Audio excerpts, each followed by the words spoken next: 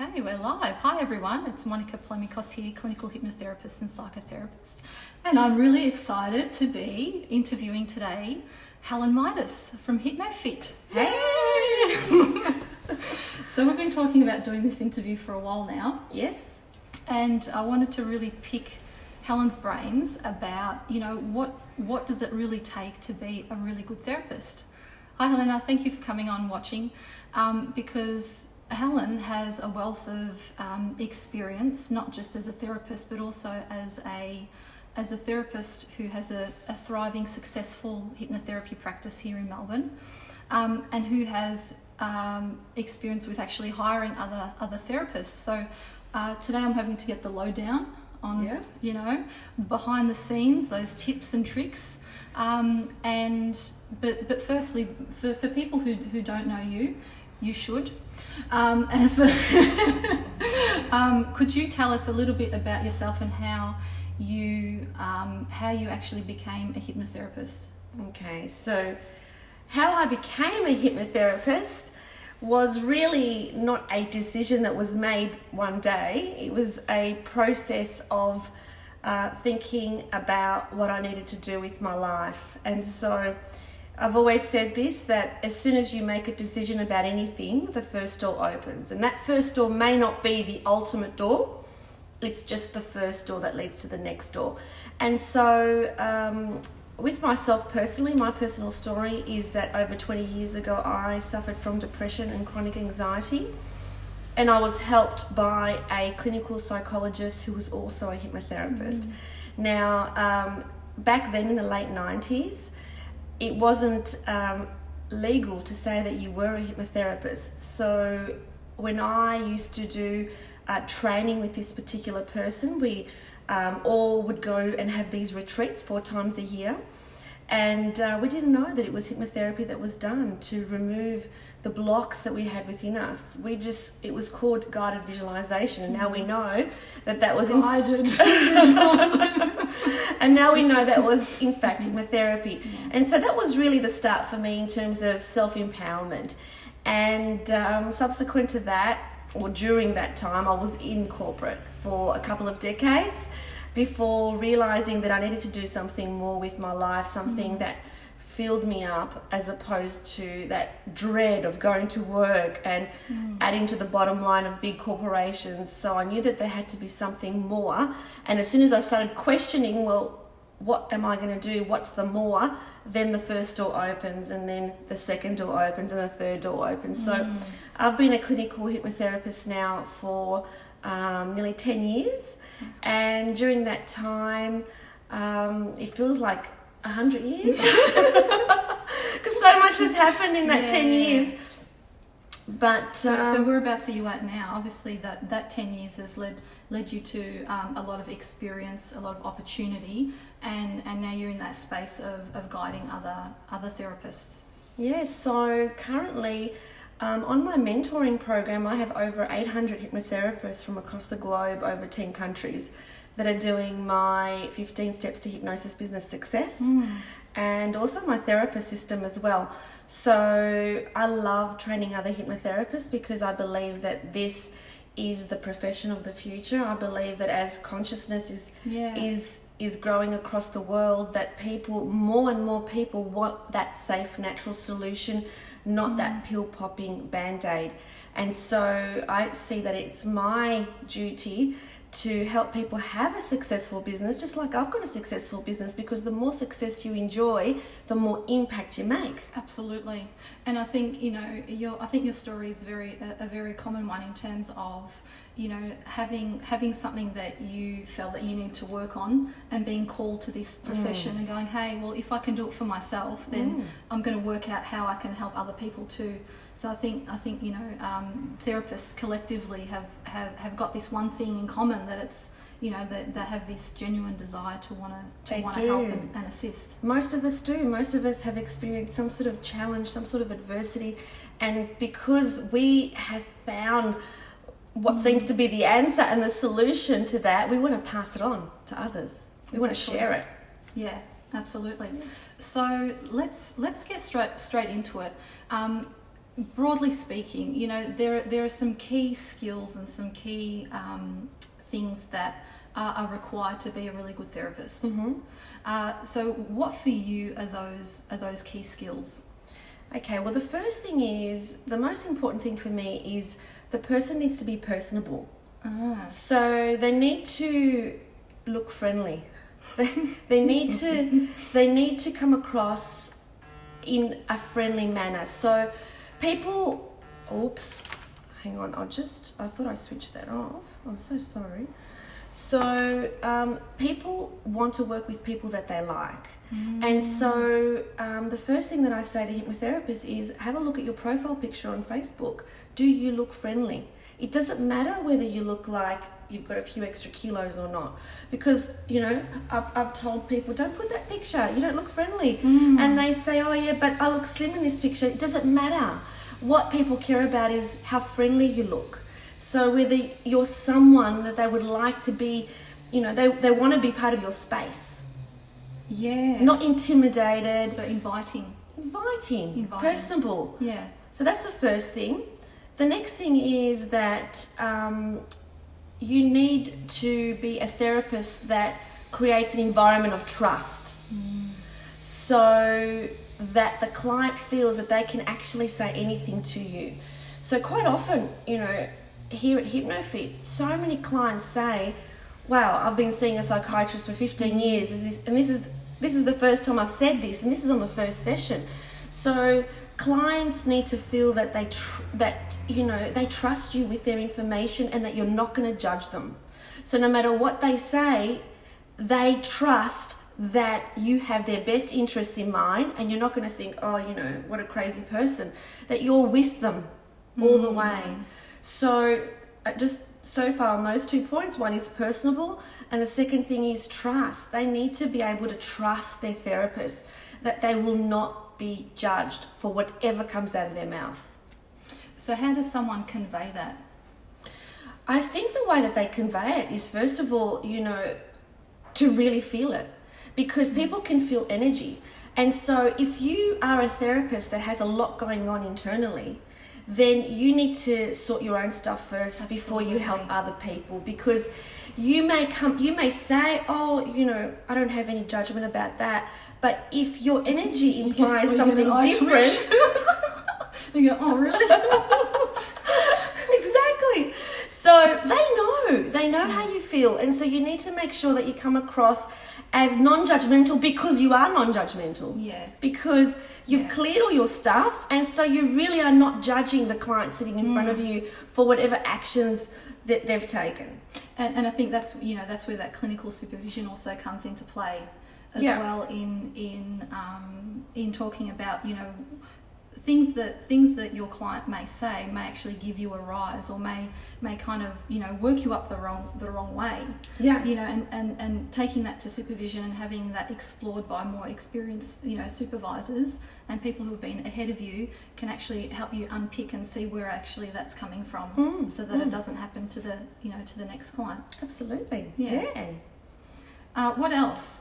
Okay. The next thing is, you know, as therapists, it's really important that we don't sit there telling, this is what you should do, this is what you could do, that we ask the right questions. And questions are really powerful.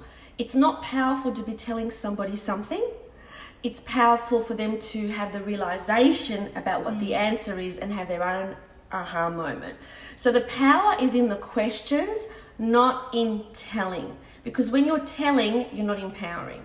Well, that could be reading a book or watching a movie. Exactly. We're not here to just, you know, give out information. We're here to ask the right questions so that they come up with their own answers, because, you know, my belief is that every person has got infinite wisdom within them. Yeah. So it's not anything wonderful or incredible that we say to them, because we're not wiser. All we do is we're able to unblock the blocks and facilitate connection to their own inner wisdom. And so that's our role as a therapist. It's not to tell, it's to ask and to help them make the connection. I always, that reminds me, you know, whenever a client says, oh, thank you so much, you've helped me so much, I always say to them, oh, look, I just ask the right questions. I just ask the right questions, because it's always them who, have made the connections for themselves, or who has tried on something new.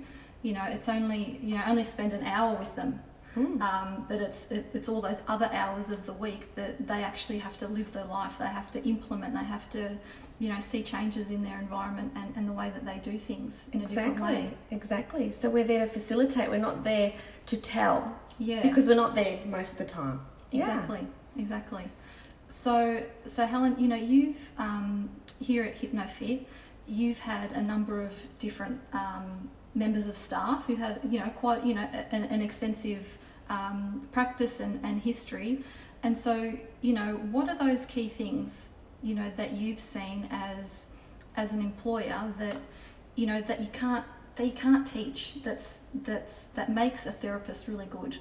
I think that one of the things is, well, I've already said, to be personable, and to have that kind of energy where they are in a good space themselves. So they are in a good space themselves in their own life, and so therefore they're going to have that energy in my clinic. So that's the first most important thing. And so you can tell just by observing? Just by being in their space. So just by being around them, I can tell whether that person has the right energy for the space that I want to create here at HypnoFit. That's the first thing. That's cool. The second thing is therapists that don't have an ego.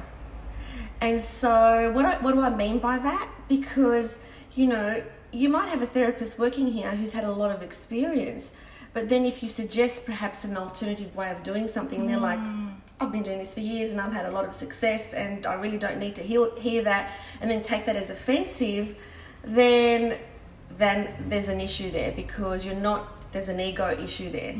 It's that therapist is not coming from a place of love, they're coming from a place of ego, where it's almost like, they're being offended by me daring to say, this is perhaps another way you can look at it. So somebody who's prepared to leave their ego at the door, who is prepared to come in and listen to, other ways of doing things that might be beneficial for that particular client, because there's always more than one way. Absolutely. So it's that same quality of being open and non-judgmental with your clients that also makes a good therapist in a practice, in an established practice. Exactly. Another quality would be that type of therapist. There are some therapists who are enablers. They enable that victim mentality, and so I don't want that kind of hypnotherapist here at HypnoFit, because the way that I see it, our clients don't come to us so they can have a chat, because if they want to, they can have a chat with their friend or with someone else, and it would cost them nothing. So they're here so that we can challenge them and we can question their beliefs, and we can question it in a way that is loving, but it doesn't enable that victim mentality. So pretty much like a strong love type of approach, like a hard love type of approach, where you're being the therapist, you're the professional in the situation, but coming from a place of love, because ultimately you want to help them and you want to see them succeed. Exactly, and see them succeed. That's right. So some people who are watching this might be saying, oh, well, that's all fine and good if you're experienced and you have all of this you have all of this training and you've been in the field for a number of years, but what about those new maybe those new graduates or people who are new to therapy? What is it about them that you can see already? Like, for instance, when I first started working at HypnoFit, maybe you tell the story. I was at Helen's training, and I was a week out of finishing, my hypnotherapy training. It's like that week I just got my certificate, and Helen approached me to come and work at HypnoFit, and I found that quite surprising, because it's like, hey, there's all these other therapists in the room and who have years experience on me, what, what's that? So what actually happened with that story was that, so I'm a massive believer of synchronicity, and I know that if I set the intention, I'll get the outcome. And so I set the intention before the weekend that Monica attended, that from that weekend I would choose someone to work at HypnoFit. And I didn't know who they were, who was actually coming to the weekend. I really don't know until they turn up. I know names, but I don't necessarily put them against faces in terms of everybody that's attending. Some people I know, others I don't know very well. And by the end of the weekend, it was obvious to me that it was Monica. So it was just a standout answer to me that it is Monica. And what I looked for and what I saw, apart from the positive energy that she had, was she's very sensible. So she didn't say anything that was, she was just a sensible person. She asked sensible questions, and even though there are no silly questions, she also had confidence. So it was, even though she was just a graduate, she followed the process. So it's that person who follows the process, doesn't make up their own things in the middle of the process, because I'm teaching a process, and later on, I'm sure, Monica, like all hypnotherapists, have used their intuition and put in their own little bit. But whilst they're learning, they learn the process that works. And so rather than making things up, I'm looking for that person that is following my instructions and can follow instructions, because that person will do things the way that I want them to do it. And they also have the common sense and the intelligence to later on, when they're confident, to introduce their own style as well. So it is that person who, again, the ego it's a huge part of it. So, not thinking that some other way is a better way than the one that you're learning, to be open-minded to what you're learning right now and embrace that. So what I often say to the hypnotherapists at my retreats, especially the more experienced ones, I say, this is my message to the more experienced ones in the room. I know that you can help your client when you partner off with your own methodology. I know you can, but forget about it. I want you to use this methodology because this is what you're here for. So let it go. Don't use your own stuff here, because we know you can do your own stuff. This is an opportunity for you to learn to do it in a different way. And this is what we're teaching. And so again, it's that person who is not in ego, but is in, they're ready to receive and to learn and to implement. And also what I heard from that is, if you are a new therapist, and if you have just finished your therapy school or hypnotherapy or counselling or what have you, that you do have something to use right now if you're following the system, if you're following the instructions that you've been given. And you've got something to use right there, then and there. So often, new therapists can get excited about all those different modalities and all the different tools and everything like that. And if you're stuck in that, you could be a never-ending student. You could become a professional student and not make a dollar.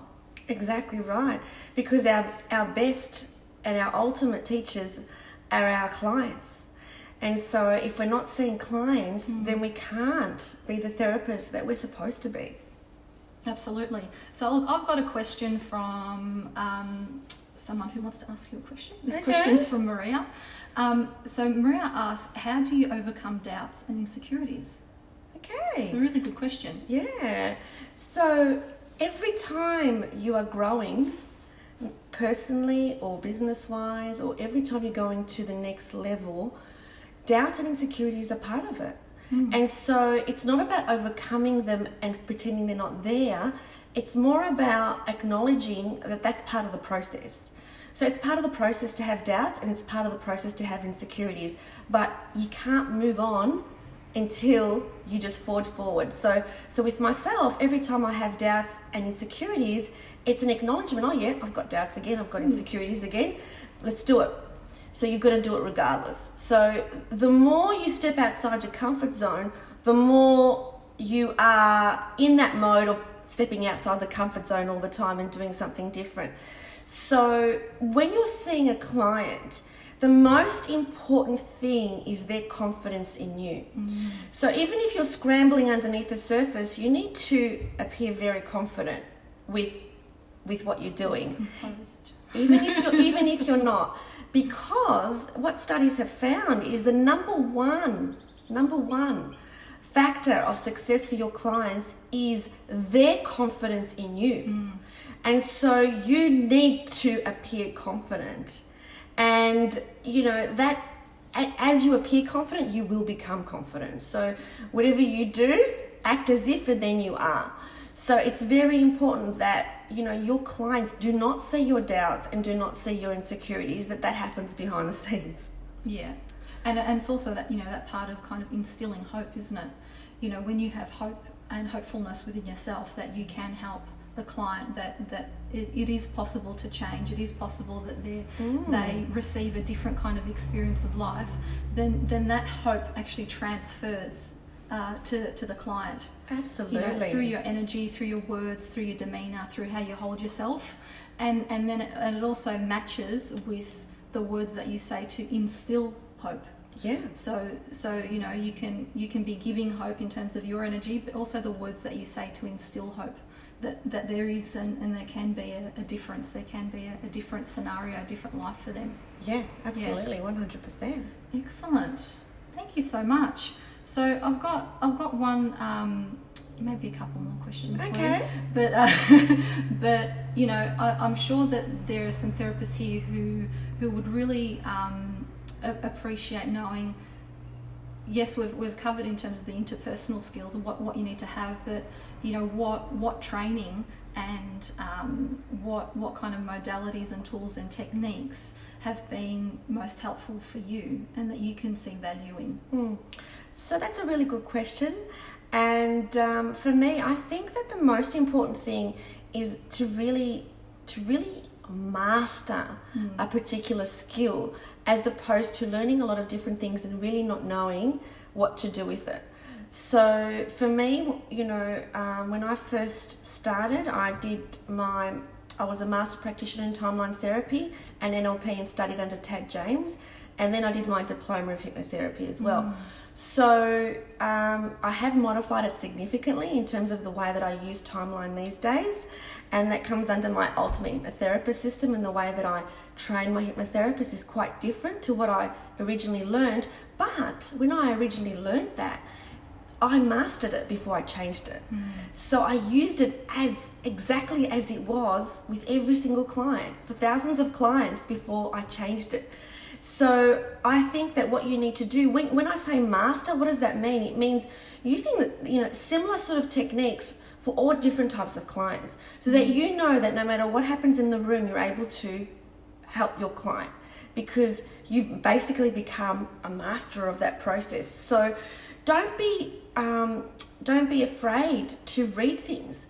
So although, 10 years later, obviously I'm not reading stuff, I definitely was when I first started, and there's no shame in that. And I come up against lots of hypnotherapists who say, oh, you shouldn't be reading, you should just, it all should be, it all should come out naturally and intuitively and so on. When something is done well, why not use it? Exactly. So why not read it? If it works. If it works. And so, at the beginning, that's what I did, because that works. Just like when you're learning a new recipe, when you're cooking, and there's a picture there and there's a recipe, if you follow those steps, you will get that picture. So same with what you learn. So rather than improvising to begin with, use it as it's intended and it will work. And then when you have the confidence, add to it, take away from it, change it. So really, what I suggest that you do is that you learn a technique really, really, really well. So we had this term, going deep, going a mile deep, rather than, and an inch wide rather than a mile wide. Yeah. And an inch deep. Yeah. Yeah. Absolutely. So that's what I think. Beautiful, and really embedding that skill. And another thing that I would suggest is that when I first started, I asked a lot of questions to people who were already, further ahead in the journey than me, because all of us have people ahead of us and people behind us. It's just the way it is. And so as soon as I was at a training event, or anywhere, and I knew or connected with someone, maybe the speaker, maybe the person I was sitting next to, that knew more than me because they had seen more clients than me because I had just started, I would be pen and paper asking them questions. So what do you do when this happens? And what do you say when this happens? And what happens when this? And, you know, really implementing from those that have done it before me. You know, I remember that story. I'm laughing because I remember the story you telling me of you attending a training and you followed them into the toilet. True story. True story. I'll tell you where that was. That was at the Professional Speakers Association convention. And I always, during the breaks, would pick people's brains, would not let them eat. So there was someone I was having lunch with, and I was asking her questions and writing. So what do you say when this happens? And what do you do when this happens? And it was time to go back to the session. And she said, Helen, I really need to go to the bathroom. You can follow me if you like. And I went, okay. And so I followed her into the bathroom when she was in the bathroom, and I was standing outside still talking to her. So you've really got to have a hunger for getting the answers. So that's stronger than your insecurity of going, oh, I don't want to. Exactly, you know, exactly. It never ceases to amaze me as to how many, you know, presentations I do. There's always a couple that come and ask these questions because I always welcome that. And I know that they're going to succeed because they're asking questions, and there's others who don't ask any questions. So when you have a speaker, when you have a trainer, when you're in the presence of someone who has more experience, utilize. Ask. It's an opportunity. Ask questions. Don't be so proud or so ego-driven that you can't possibly ask that person a question. You know, and it didn't matter the age. I remember my very first training that I did with hypnosis, very first training, which was just a 3-day event. One of the most experienced people in the room was a young man who was a lot younger than me. But I did not hesitate to pick his brain. It didn't matter that I was older than him. He knew the stuff better than me because he was more experienced at the time. He entered it really early in his life, and I entered it really late in my life. And so, you know, let go of the ego and ask questions and find out the answers. There's always answers, there's always methodologies, there's always systems that people use that people have learned before you. So last question, I'd like to ask you about, so, you know, non-therapy related training or non-therapy related influences that have been and you know, taught you, I guess, the biggest lessons that you use now in your practice or even in your life that aren't necessarily, you know, therapy related, but have made such a big difference to the way that you see yourself, the way that you operate as a business owner, the way that you you know, present yourself as a therapist as well. So, you know, maybe influences, or maybe it's a book that you've read, or maybe it's someone that you spoke to on a train somewhere. Yeah. Okay. So, you know, I think that through our life, you know, we're always getting influenced, and it's about, again, immersing yourself in that new way of thinking when you're going through that time in your life. So when I first started my business, I was listening to a lot of Tony Robbins, and I attended Tony Robbins' live events. So I did Business Mastery, which was a 4-day event, and I'd seen him in other events as well, and I would listen to him every day in the car. Now, I needed to hear Tony Robbins at that stage in my life because he's all about getting it done, get up and moving go. forward, you know, having the courage, being brave. And I needed to be brave, and I needed to be courageous, and I needed to hear that kind of inspiration. But then, you know, further down the track, when I was doing too much, the last thing that I needed to hear was Tony Robbins telling me to do more. So at that stage, I was starting to listen to Wayne Dyer. And again, I met, just like I had a personal conversation with Tony Robbins, I also went to a Wayne Dyer event and had personal conversations with Wayne Dyer.